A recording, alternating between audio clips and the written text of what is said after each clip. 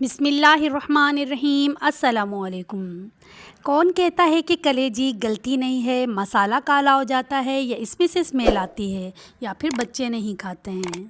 आज मैं आप लोगों के लिए तवा मसाला कलेजी की इतनी ज़बरदस्त रेसिपी लेकर आई हूँ कि बड़े तो बड़े, बच्चे भी मिनटों में साफ़ कर जाएंगे। बहुत कम इंग्रेडिएंट्स के साथ बनाएंगे, घर में मौजूद 3 से 4 चीज़ें इस्तेमाल होंगी और बनेगी हमारी सुपर सॉफ्ट कलेजी। तो चलते हैं क्विक, इजी और ज़बरदस्ती रेसिपी की तरफ। यहाँ मैंने बकरे की कलेजी ली है और इसे एक बाउल में डाल दिया है। अब इसके बाद इसमें हम पानी शामिल कर देंगे। सबसे पहली गलती जो हम कलेजी बनाते हुए करते हैं वो ये है कि हम इसे सही से वॉश नहीं करते, जिसकी वजह से ब्लड जो है साफ़ नहीं होता और मसाला काला हो जाता है। हम इसी पानी में 4 से 5 चम्मच सिरके के शामिल कर देंगे और इसे अच्छे तरीके से मिक्स कर लेंगे।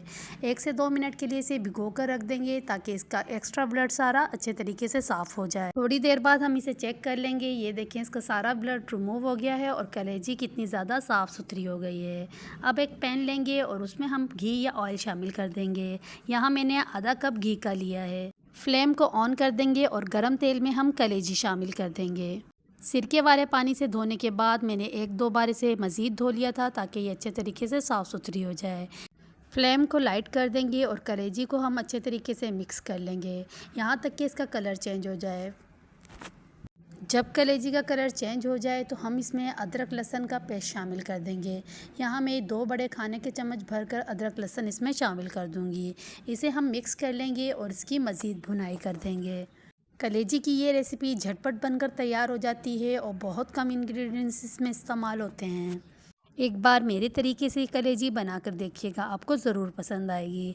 अब हम टमाटर ले लेंगे। यहाँ मैंने 4 से 5 अदद लाल टमाटर ले लिए हैं और इसे इस तरह से बीच में से कट कर लिया है। तमाम टमाटरों को पैन के अंदर इसी तरह से सेट कर देंगे ताकि ये नरम हो जाएं और इनका छिलका आसानी के साथ रिमूव हो सके। इसके लिए हम इसे थोड़ी देर के लिए ढक कर रख देंगे ताकि ये आसानी से नरम हो जाएं। 2-3 मिनट के बाद हम इसे चेक कर लेंगे। ये देखें, इनका छिलका बिल्कुल सॉफ्ट हो गया है, टमाटर भी बहुत अच्छे तरीके से गल गया है।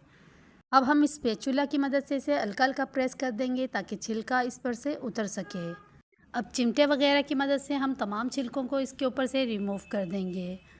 इजीली सारे छिलके रिमूव हो जाएंगे। अब हम टमाटरों को स्पैचुला की मदद से अच्छे तरीके से प्रेस कर देंगे ताकि इसका अच्छा सा सॉफ्ट मसाला बन सके। ये देखिए, हमारे सारे टमाटर कितने अच्छे तरीके से घुल गए हैं और मसाले में मिक्स हो गए हैं। कलेजी को गलाने के लिए कोई एक्स्ट्रा पानी वगैरह डालने की ज़रूरत नहीं है। ये टमाटरों के पानी में ही बहुत अच्छी गलकर सॉफ्ट हो जाएगी। कलेजी पकाते वक्त हमेशा ख्याल रखें कि स्टार्ट में इसमें कभी भी नमक ऐड नहीं करना है। नमक डालने की वजह से कलेजी अपना सारा पानी रिमूव कर देती है और इसी वजह से ये हार्ड हो जाती है। जब टमाटरों का पेस्ट बन जाए और कलेजी अच्छे तरीके से गल जाए तो हम इसमें स्पाइसेस ऐड करेंगे। हम बहुत ज़्यादा मसाले यूज़ नहीं करेंगे, जस्ट बेसिक मसाले इसमें डालेंगे। हाफ़ टी स्पून मैंने लाल मिर्च पाउडर डाला है, हाफ़ टी स्पून ही इसमें हल्दी पाउडर डालेंगे, हाफ़ टी स्पून ही मैं इसमें नमक डालूँगी। नमक आप अपने टेस्ट के अकॉर्डिंग कम या ज़्यादा भी कर सकते हैं। अब हम इसे अच्छे तरीके से मिक्स कर लेंगे और इसमें नमक मिर्च वगैरह चेक कर लेंगे और कमी बेशी हुई तो हम थोड़ा बहुत इसमें ऐड कर देंगे। भुनाई मुकम्मल हो जाए और तेल अच्छे तरीके से निकल रहा है तो फ्लेम को बिल्कुल लाइट कर देंगे। साथ ही हम इसमें बारीक कट किया हुआ अदरक शामिल कर देंगे और एक लीमू को स्लाइस की शक्ल में कट करके इसमें ऐड कर देंगे। साथ ही साथ इसमें 3 से 4 बड़ी हरी मिर्च को हम बारीक कट करके इसमें शामिल कर देंगे। फ्लेम को हमने लाइट रखना है। ये तमाम मसाले डालने के बाद इसे हमने पकाना नहीं है। ओवर कुकिंग इसकी बिल्कुल भी नहीं करनी है, बल्कि 1 मिनट के अंदर अंदर इसे अच्छे तरीके से मिक्स कर लेंगे और इसे फ्लेम को ऑफ कर देंगे। अब हम इसमें बारीक कट किया हुआ हरा धनिया डाल देंगे। बकरा ईद आने वाली है, इस तरीके से कलेजी ज़रूर बना के ट्राई कीजिएगा। आप खुद कहेंगे कि वाकई इसका जायका और इसका फ्लेवर बिल्कुल ही चेंज था। ना तो मसाला काला हुआ है, ना ही बोटी हार्ड हुई है और इसका कलर इतना ज़बरदस्त आया है। एक बार ज़रूर ट्राई कीजिएगा। अब हम इसे किसी सर्विंग बाउल या फिर प्लेट वगैरह में निकाल कर सर्व करेंगे। आप इसे इसी तरह भी खा सकते हैं और चाहें तो नान चपाती के साथ भी सर्व कर सकते हैं।